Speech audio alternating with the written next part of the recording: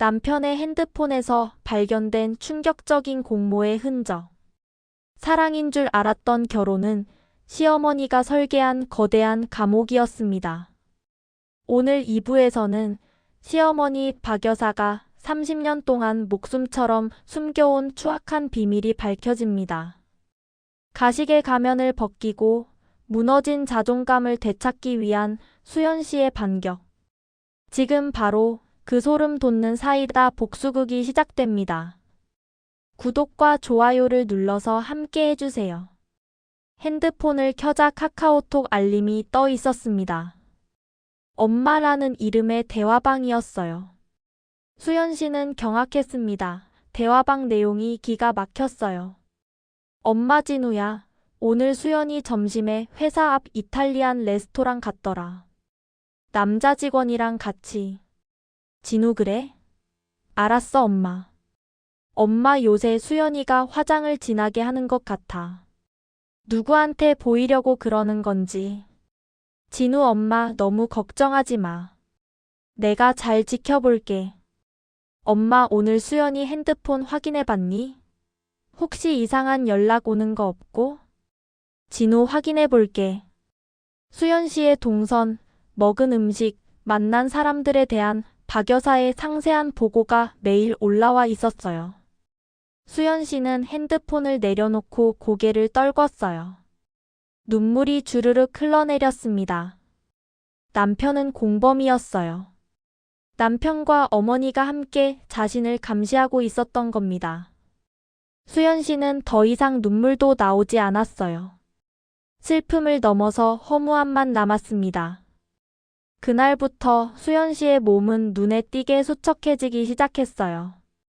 박 여사는 매일 밤 정체불명의 한약재를 달여서 수연 씨에게 가져왔습니다. 이거 비싼 거다. 한 방울도 남기지 말고 다 마셔라. 박 여사는 수연 씨가 다 마실 때까지 옆에서 지켜봤어요. 수연 씨는 그 약을 마실 때마다 어지럽고 속이 메스꺼웠습니다. 머리가 핑 돌고 온몸에 힘이 쭉 빠지는 느낌이었어요. 이거 정말 한약이 맞나? 수연 씨는 의심이 들기 시작했습니다. 약을 먹고 나면 오히려 컨디션이 더 나빠지는 것 같았거든요. 어느 날 수연 씨는 약을 먹지 않고 몰래 화분 뒤에 쏟아버렸어요. 다음 날 수연 씨는 깜짝 놀랐습니다. 어머, 이게 무슨... 어제까지만 해도 싱싱하게 피어있던 난초가 하루 만에 완전히 죽어 있었어요. 마치 누군가 독극물을 부은 것처럼. 수연 씨는 온몸에 소름이 돋았어요. 이 약에 뭐가 들어있는 거지? 그때 문 밖에서 박 여사의 목소리가 들렸습니다. 수연아, 약 다 마셨니? 수연 씨는 화들짝 놀라 대답했어요. 네, 어머니. 화분은 왜 그렇게 쳐다봐? 뭐 이상한 거라도 있어? 박 여사의 목소리에는 의심이 묻어 있었습니다. 수연 씨는 서둘러 죽은 화분을 치우며 대답했어요. 아니에요. 그냥 물을 안 줘서 그런가 봐요. 그날 밤부터 수연 씨는 박 여사가 주는 약을 먹지 않기 위해 박 여사 몰래 화장실 변기에 버렸어요. 하지만 박 여사는 금방 눈치챘습니다. 수연 씨의 컨디션이 나아지는 걸 보고 의심한 거예요. 수연아, 약을 제대로 먹고 있는 거 맞지? 네, 어머니. 매일 다 먹고 있어요. 그래? 그럼 오늘은 내 앞에서 마셔봐. 박 여사는 직접 약을 달여서 수연 씨 앞에 놓았습니다. 그리고 팔짱을 끼고 서서 수연 씨를 내려다봤어요. 수연 씨는 떨리는 손으로 약그릇을 들었습니다. 역한 냄새가 코를 찔렀어요. 왜 안 마셔? 뭐가 문제야? 아니에요. 그냥 좀 뜨거워서. 식으면 약효가 없어. 뜨거울 때 마셔야 해. 박 여사의 눈빛이 날카로웠습니다. 수연 씨는 눈을 감고 약을 입에 댔어요. 하지만 목구멍이 약을 거부했습니다. 수연 씨가 구역질을 하자 박 여사의 표정이 차갑게 식었어요. 그렇게까지 싫어? 내가 며느리 건강 생각해서 힘들게 다리는데? 죄송해요, 어머니. 요새 속이 안 좋아서. 속이 안 좋으면 더 먹어야지. 이게 속도 좋게 하는 약이야. 결국 수연 씨는 꾸역꾸역 그 약을 마셨습니다. 다 마시고 나자 세상이 빙글빙글 도는 것 같았어요. 수연 씨의 상태는 점점 더 나빠져만 갔습니다. 체중은 계속 줄어들었고 얼굴은 창백해졌어요. 어느 날 수연 씨의 친정 엄마가 딸을 보기 위해 찾아왔다가 경악했습니다. 결혼한 지 몇 달 만에 딸이 완전히 다른 사람처럼 변해 있었거든요. 수연아, 너 왜 이렇게 됐어? 뭐가 문제야? 친정 엄마는 눈물을 흘리며 딸을 끌어안았어요. 수연 씨는 엄마 품에서 터져나오는 눈물을 참을 수 없었습니다. 엄마, 왜 그래, 우리 딸? 무슨 일 있어? 수연 씨는 그동안 있었던 일들을 엄마에게 털어놨어요. 감시당하는 것, 사생활이 하나도 없는 것, 이상한 약을 먹어야 하는 것, 그리고 남편이 자기 편이 아니라는 것까지. 친정 엄마는 분노로 몸을 떨었습니다. 이게 무슨 소리야? 당장 그 집 나와. 엄마, 그게 쉽지가 않아. 뭐가 어려워? 이건 사람 사는 게 아니잖아. 친정 엄마는 당장 박 여사를 찾아갔어요. 거실에서 박 여사와 마주한 친정 엄마는 참았던 화를 터뜨렸습니다. 사부인, 어떻게 사람을 이렇게 괴롭힙니까? 박 여사는 태연하게 차를 마시고 있었어요. 무슨 말씀이신지 모르겠네요. 우리 딸 다 죽어가는 거 안 보이세요? 감시하고 독약 먹이고 이게 사람이 할 짓입니까? 독약? 박 여사가 비웃었습니다. 딸 교육 잘못 시킨 주제에 어디서 큰 소리야? 비싼 한약을 독약이라니. 우리 집안 귀한 씨바들 몸인데 관리 좀 해준 게 죄야? 관리가 아니라 학대잖아요. 당장 우리 딸 보내주세요. 보내? 억울하면 데려가든지. 박 여사가 소리쳤습니다. 그 순간 친정 엄마는 가슴을 부여잡으며 쓰러졌어요. 엄마. 수연 씨가 비명을 지르며 달려갔습니다. 친정 엄마는 얼굴이 새하얗게 질린 채 숨을 헐떡이고 있었어요. 119 불러요. 빨리. 하지만 박 여사는 움직이지 않았습니다. 그저 차갑게 내려다볼 뿐이었어요. 수연 씨가 직접 119를 불러 엄마를 병원에 실어보냈습니다. 다행히 엄마는 큰 문제는 없었지만 그날의 충격으로 한동안 병원 신세를 져야 했어요. 병원에서 돌아온 수연 씨의 눈빛이 달라져 있었습니다. 더 이상 슬픔이나 두려움이 아니었어요. 차가운 분노였습니다. 그날부터 수연 씨는 더 이상 울지 않았습니다. 대신 냉철하게 계획을 세우기 시작했어요. 박 여사의 모든 행동을 관찰하고 기록하고 증거를 모았습니다. 먼저 수연 씨는 박 여사가 자주 드나드는 방을 주목했어요. 박 여사의 침실 옆에 있는 작은 방이었는데 항상 잠겨 있고 아무도 들어가지 못하게 했습니다. 거기는 왜 들어가면 안 되는 거예요? 거긴 내 개인 공간이야. 아무도 못 들어가. 박 여사의 대답은 단호했습니다. 그 후로 수연 씨는 그 방에 대해 더 이상 묻지 않았어요. 하지만 이제는 달랐습니다. 그 방에 뭔가 비밀이 숨겨져 있을 거라고 확신했어요. 수연 씨는 박 여사가 외출한 틈을 타서 그 방의 열쇠를 복사하기로 했습니다. 박 여사가 열쇠를 보관하는 장소를 이미 파악해 두었거든요. 수연 씨는 서둘러 그 열쇠를 들고 근처 열쇠 가게로 달려갔어요. 복사를 맡기고 돌아오는데 30분도 채 걸리지 않았습니다. 박 여사가 돌아오기 전에 원래 자리에 열쇠를 다시 갖다 놓았어요. 며칠 후 박 여사가 2-3시간 정도 병원에 정기 검진을 간다고 나간 날이었습니다. 수연 씨는 이때다 싶어 복사한 열쇠를 꺼냈습니다. 손이 떨렸어요. 하지만 더 이상 두려워하지 않기로 했습니다. 수연 씨는 조심스럽게 문을 밀고 안으로 들어갔어요. 방 안은 어두웠습니다. 커튼이 꽉 쳐져 있어서 햇빛이 하나도 들어오지 않았어요. 수연 씨가 불을 켜자 방 안의 모습이 드러났습니다. 그리고 수연 씨는 숨이 멎는 것 같았어요. 방 한쪽 벽면 전체가 사진으로 뒤덮여 있었습니다. 진우 씨의 사진이었어요. 태어났을 때부터 지금까지 수백 장의 사진들이 빼곡하게 붙어 있었습니다.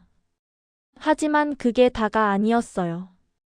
또 다른 벽면에는 수연 씨의 사진들도 가득했습니다.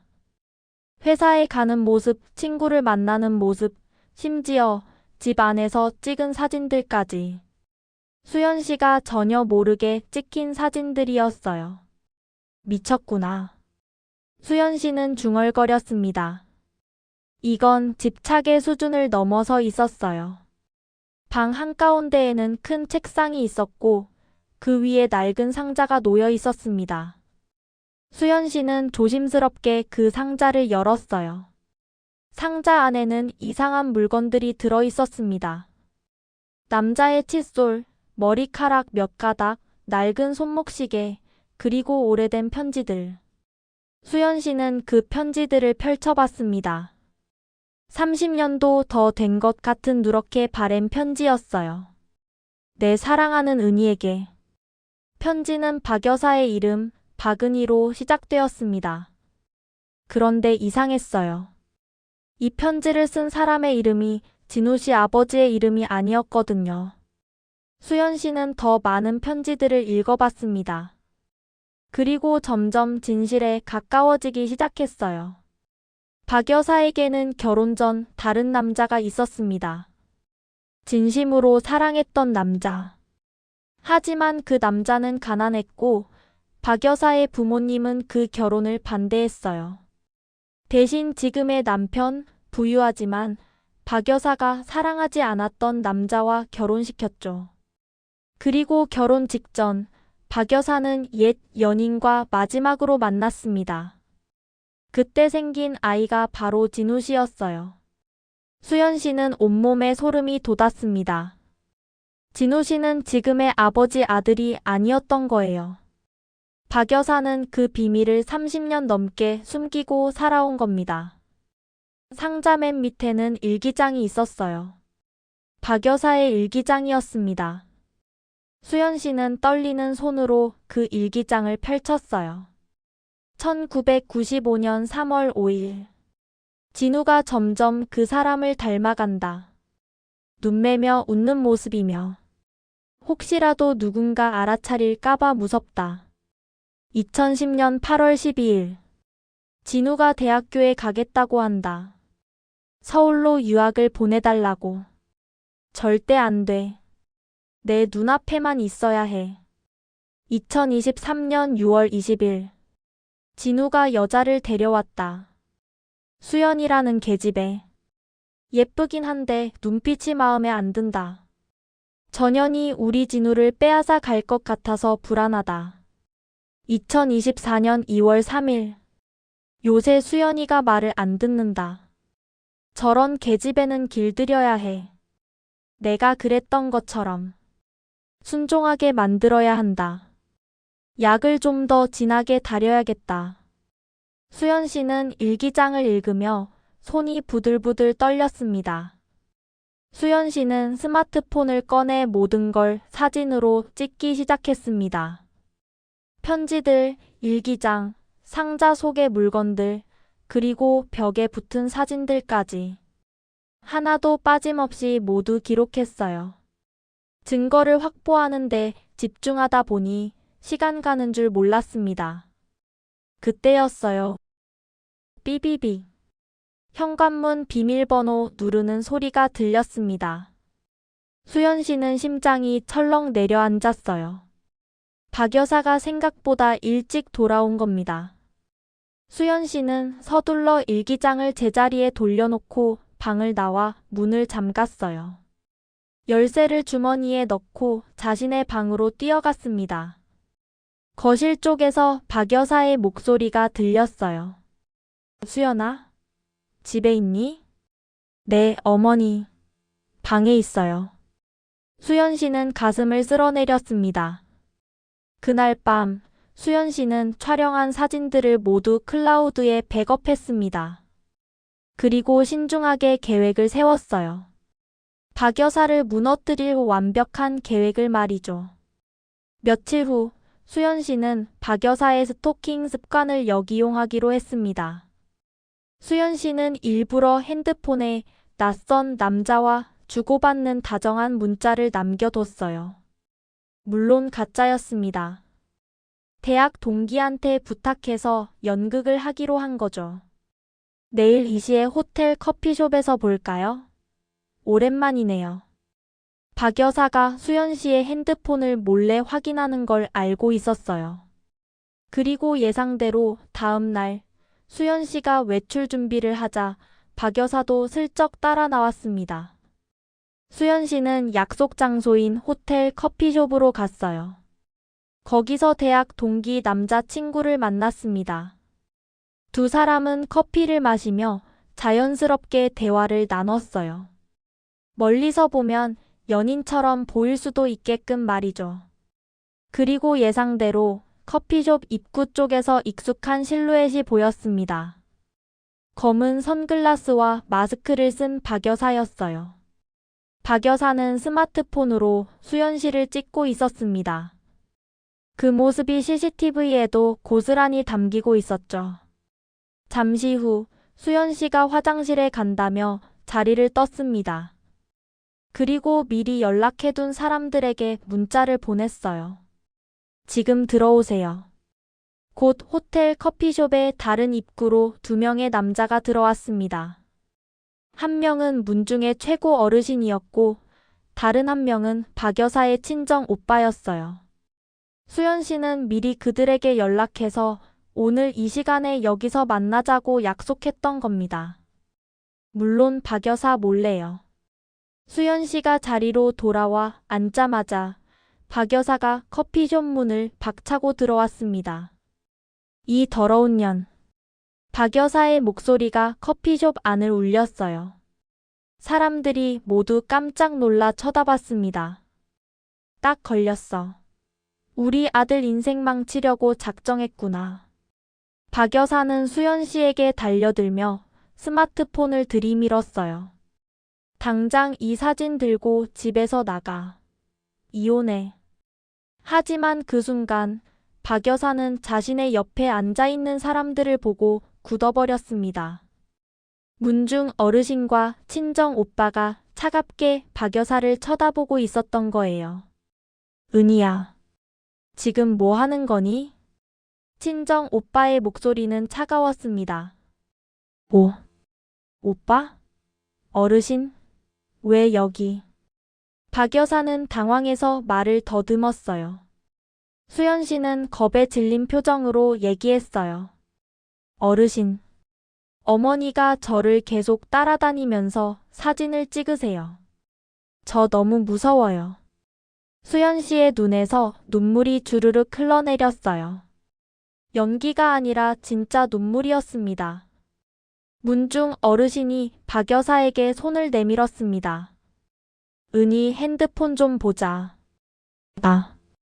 아니에요. 이건. 어르신이 박 여사의 핸드폰을 확인하기 시작했습니다. 그리고 그의 얼굴이 점점 굳어갔어요. 거기에는 수연 씨뿐만 아니라 다른 사람들을 미행하며 찍은 사진들도 가득했습니다. 심지어 문중 어르신들을 몰래 찍은 사진들도 있었어요. 이게 대체 뭐야? 내가 왜 우리를 찍고 다니는 거지? 그건. 박 여사는 할 말을 잃었습니다. 친정 오빠가 한숨을 쉬며 고개를 저었어요. 은희야, 내가 이렇게까지 이상해진 줄 몰랐다. 이건 병이야. 병이라니. 난 그냥 우리 아들을 지키려고. 지키는 게 아니라 가두는 거잖아. 수연 씨가 소리쳤습니다. 어머니는 저를 사람 취급도 안 하세요. 인형처럼 노예처럼 대하시잖아요.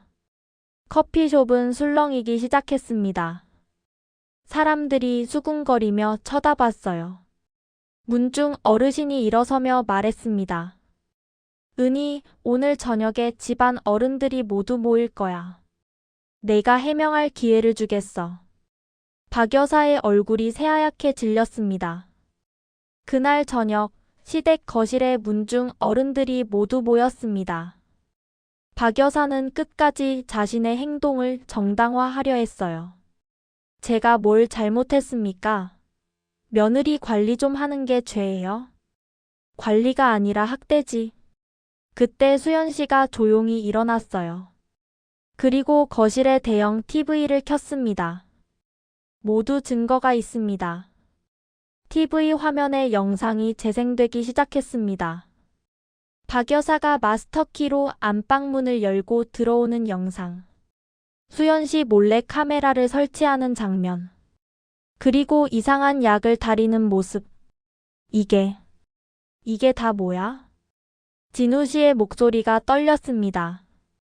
처음 보는 영상들이었거든요. 하지만 결정타는 따로 있었습니다. 화면에 박 여사의 일기장이 한 장 한 장 선명하게 비치기 시작했어요. 진우가 그 사람을 닮아간다. 진우의 진짜 아버지는. 비밀이 탄로 나면. 이게 무슨 소리야? 문중 어르신이 벌떡 일어났어요. 화면에는 박 여사가 간직하고 있던 옛 연인의 편지와 물건들이 나타났습니다. 그리고 진우 씨가 실제로는 지금의 아버지 아들이 아니라는 결정적인 증거들. 엄마, 이게 정말이야? 진우 씨가 떨리는 목소리로 물었습니다. 박 여사는 비명을 지르며 TV를 부수려고 달려들었어요. 거짓말이야. 다 조작이라고. 하지만 이미 늦었습니다. 모든 진실이 드러나 버렸으니까요. 이건 다 조작이야. 조작이라고. 박 여사가 발악하며 수연 씨를 때리려고 손을 들었을 때 수연 씨가 그녀의 손목을 단단히 잡았습니다. 어머니, 정신질환은 부끄러운 게 아니에요. 수연 씨의 목소리는 차갑고 침착했어요.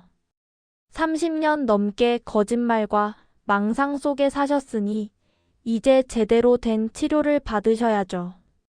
수연 씨는 미리 대기시켜둔 사설 구급 요원들을 불렀습니다. 정신과 전문의와 함께 온 요원들이었어요.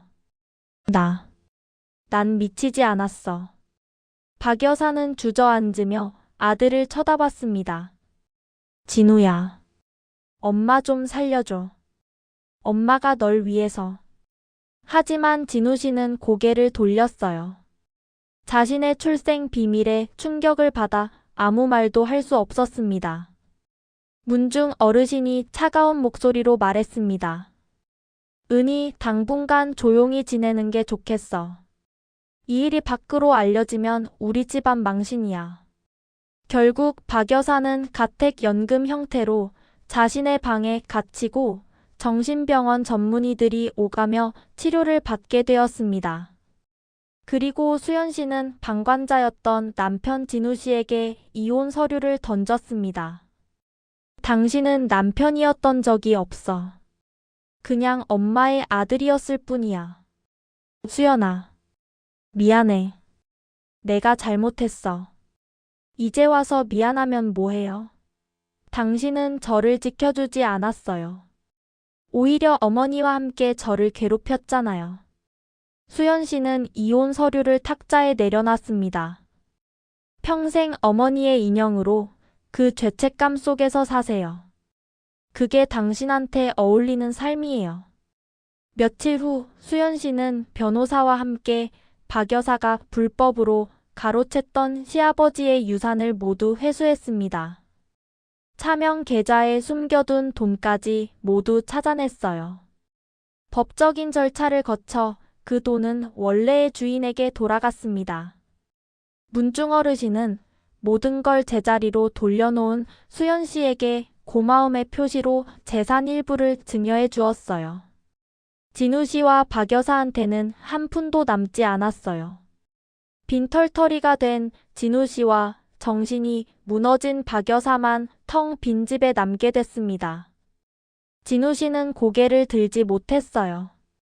자신의 출생 비밀, 어머니의 광기, 그리고 아내에게 했던 모든 잘못들이 한꺼번에 그를 짓눌렀습니다. 수연아, 정말 미안해. 미안하다는 말 이제 듣기 싫어요. 수연 씨는 자신의 짐을 챙겨 들고 현관으로 향했습니다. 그때 박 여사의 방에서 울부짖는 소리가 들렸어요. 이년아, 너 이러다 벌 받아. 우리 진우 인생 망쳐놓고. 수연 씨는 발걸음을 멈추고 박 여사의 방문 앞에 섰습니다. 문 너머로 박 여사의 목소리가 들렸어요. 너 같은 년은 평생 불행하게 살 거야. 수연 씨는 조용히 말했습니다. 어머니, 제가 불행한 게 아니에요. 어머니가 불행한 거예요. 평생 거짓말 속에서 살면서 아들까지 망쳐놨잖아요. 뭐라고? 저는 이제 자유로워요. 하지만 어머니와 진우 씨는 평생 이 굴레에서 벗어나지 못할 거예요. 서로를 원망하면서 말이죠. 수연 씨는 더 이상 말하지 않고 현관문을 열었습니다. 밖에는 친정 엄마가 기다리고 있었어요. 수연아, 잘 견뎠어, 우리 딸. 수연 씨는 엄마 품에서 그동안 참았던 눈물을 쏟아냈습니다. 이제는 슬픔의 눈물이 아니라 해방의 눈물이었어요. 몇 달 후, 수연 씨는 친정 엄마와 함께 작은 꽃집을 열었습니다. 꽃집에는 여러 종류의 꽃들이 싱싱하게 자라고 있었습니다. 엄마, 이 난초 좀 봐. 정말 잘 자랐지? 그러게 내 손길이 닿으니까 꽃들도 행복한가 봐. 수연 씨는 미소를 지었어요. 시댁에서 하루 만에 죽어버렸던 난초와는 달리 여기 꽃집의 난초들은 무럭무럭 자라고 있었습니다. 더 이상 독약 같은 약을 먹지 않으니 수연 씨의 건강도 많이 회복됐어요. 볼에는 생기가 돌았고 눈빛도 맑아졌습니다. 한편 수연 씨가 떠난 박 여사의 집에서는 비극이 계속되고 있었습니다. 진우 씨와 박 여사는 매일같이 싸웠어요. 서로를 원망하고 탓하고 저주했습니다. 엄마가 거짓말만 안 했어도 이렇게까지 안 됐을 거야. 내가 그 여자한테 휘둘리지만 않았어도. 둘은 점점 더 깊은 증오의 늪에 빠져들었습니다. 내가 왜 그랬을까? 후회가 밀려왔지만 이미 늦었습니다. 모든 게 돌이킬 수 없게 되어버렸어요. 진우 씨는 직장도 제대로 다니지 못했습니다. 집도 돈도 명예도 모든 걸 잃었습니다. 남은 건 집착과 거짓말로 얼룩진 어머니와의 관계뿐이었어요. 그렇게 그들은 서로를 파괴하며 살아갔습니다. 박 여사가 만든 광기의 감옥에서 둘 다 빠져나올 수 없게 된 거예요.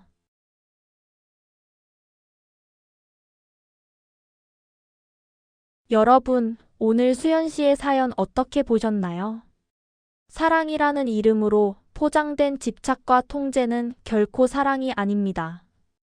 박 여사는 자신의 불안 때문에 아들을 가두고 며느리까지 조종하려 했지만 그 결과는 모두의 파멸뿐이었습니다. 특히 남편 진우 씨처럼 어머니니까라며 방관하는 것은 사랑이 아니라 학대의 공범이 되는 길입니다. 결혼은 부모로부터 독립해 두 사람만의 세계를 만드는 것입니다. 잘못된 행동에 용기 있게 맞서는 것이야말로 부모와 자식 모두를 살리는 진짜 효도입니다. 자식은 내 소유물이 아닙니다. 진짜 사랑은 자녀가 스스로 성장할 수 있게 기꺼이 손을 놓아주는 것입니다. 타인의 삶을 옥죄는 사랑은 결국 자신을 가두는 감옥이 될 뿐입니다. 오늘의 세월 한 줄입니다.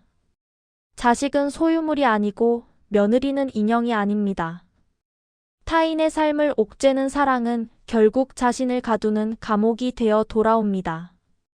오늘 영상이 여러분께 작은 울림이 되었다면 구독과 좋아요로 응원해주세요.